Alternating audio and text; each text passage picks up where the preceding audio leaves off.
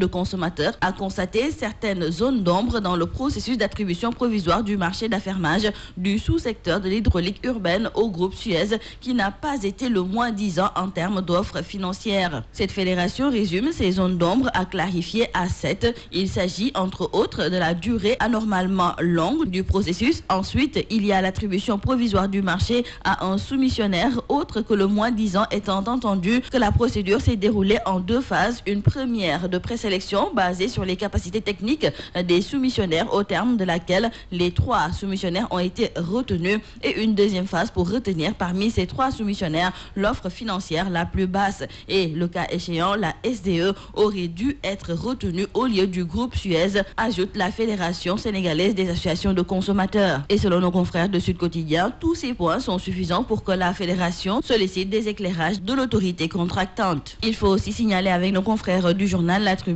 que concernant toujours la gestion de l'hydraulique urbaine confiée à Suez, le comité directeur des cadres de la Sénégalaise des eaux est sorti de sa réserve. Les cadres exigent que la continuité de l'alimentation en eau des populations soit mise au cœur des préoccupations, non sans révéler que ce service public pourrait se retrouver dans des difficultés. En tout cas, à en croire nos confrères du journal Dakar Times, les entreprises françaises ont le vent en poupe ici au Sénégal, car grâce à l'Agence française de développement, les Français raflent tout, nous disent nos confrères du journal Dakar Times. Nos confrères d'ajouter que depuis 46 ans, l'AFD évolue au Sénégal dans tous les secteurs stratégiques de l'économie nationale. Seulement, tous les projets financés par l'AFD sont réalisés par les entreprises françaises au détriment des nationaux. Nos confrères en veulent pour preuve l'eau confiée à Suez, les routes à Eiffage, les télécommunications à Orange, les énergies et le pétrole à Total. Donc, les entreprises sénégalaises sont mises hors circuit. Concernant maintenant le secteur minier, dans le quotidien Le Soleil, nos confrères écrivent que le président Macky Sall, qui participait hier à la 5e édition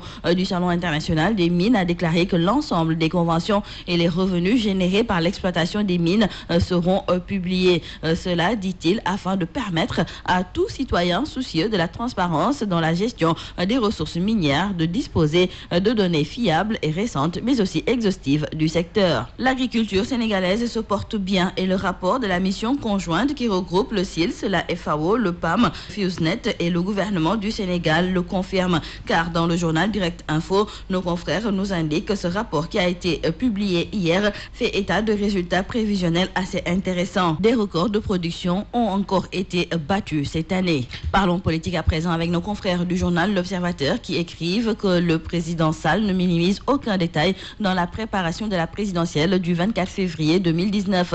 Hier, lors de la réunion du secrétariat exécutif national de son parti, il a pris de nouvelles mesures pour mettre tous les atouts de son côté. Et entre autres, retenons avec nos confrères du journal L'Observateur qu'Abdoulaye Diouf Sarr remplace Thierno Alassane Sall à la convention des cadres républicains. Et selon nos confrères, la redynamisation de cette structure permettra aux cadres du parti de densifier la riposte et de relever le débat. Dans le journal Les Échos, nos confrères nous parlent aussi de cette redistribution des cartes au sein de l'APR avec le chef de l'État Macky Sall qui promeut Abdoulaye Diouf Sarr, patron des cadres républicains. Et selon nos confrères, donc, le ministre de la Santé devient plus coté que Amadou Ba au sein de l'APR. Et cette promotion, nous disent nos confrères du journal Enquête, va encore déclencher la bataille pour le contrôle de l'APR ici à Dakar. Et c'est sûr qu'il y aura un choc des ambitions et nos confrères nous indiquent déjà que le ministre Amadou Ba, le ministre Abdoulaye Diouf Sarr, Seydou Gueye, Moustapha Cissé Lo, entre autres responsables,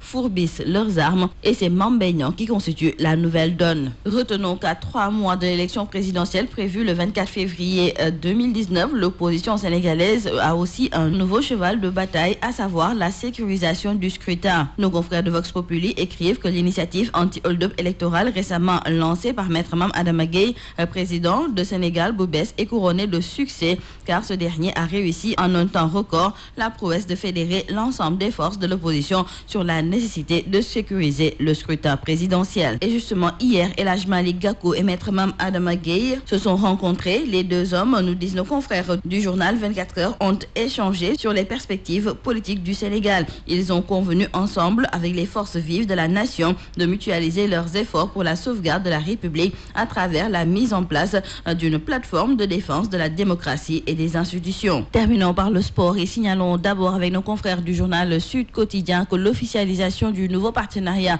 entre la Ligue sénégalaise sénégalaise de foot professionnel et la chaîne chinoise StarTime n'a pas fait que des heureux. En effet, nos confrères nous indiquent qu'au-delà du renflouement des caisses de la Ligue de foot professionnelle, ce contrat ne suscite pas moins quelques zones d'ombre car la retransmission des matchs de Ligue 1 se fera dans 2 mois à travers des décodeurs et dans un bouquet que la Chine va commercialiser à vil prix et aux grandes dames du public sénégalais mais aussi du secteur audiovisuel. Et nos confrères nous indiquent déjà que la société Escaf a déjà saisi le Conseil national de régulation de l'audiovisuel pour dénoncer le contrat de sponsoring et rappeler que StarTime ne dispose d'aucune habilitation légale pour se prévaloir des qualités de distributeur de services audiovisuels. Toujours en sport, le quotidien du sport Stade nous parle de la 4e journée de la Ligue des Champions avec ce match tant attendu entre la Juve et Manchester United.